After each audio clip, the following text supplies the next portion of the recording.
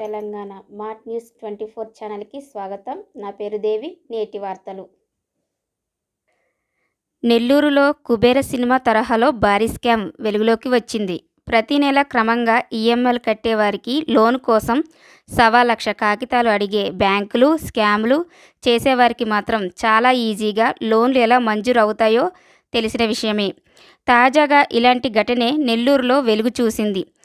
2020-2024 మధ్య కూలి పని చేసుకునే ఎస్సీ ఎస్టీలను సాఫ్ట్వేర్ ఉద్యోగులుగా చిత్రీకరించి 5 కేటుగాళ్లు 10 కోట్లకు పైగా సొమ్ములను లోన్ రూపంలో పొందారు. ఆ ఎస్సీ ఎస్టీలను లోను కట్టమని యాక్సిస్ బ్యాంక్ మేనేజర్ నోటీసులు పంపడంతో యాక్సిస్ బ్యాంక్ స్కామ్ బయటపడింది. ఈ విషయాలు కల్లూరి పెంచులయ్య మీడియాకు వెల్లడించారు. ముత్తుకూరులో ఉండేటువంటి యాక్సిస్ బ్యాంకులో ఏదైతే కుబేర సినిమా తరహాలో భారీ స్కామ్ జరిగిందనేటువంటి విషయాన్ని మీకు ఈ సందర్భంగా తెలియజేసేందుకు కోసం ఈ యొక్క ప్రెస్ కాన్ఫరెన్స్ ఏర్పాటు చేయడం అనేది ఈ సందర్భంగా మేము ఎవరో తెలియజేస్తా ఉన్నాం. ఏదైతే నెల్లూరు నగరానికి చెందినటువంటి ఒక 5 మంది ఒక ముఠాగా ఏర్పడి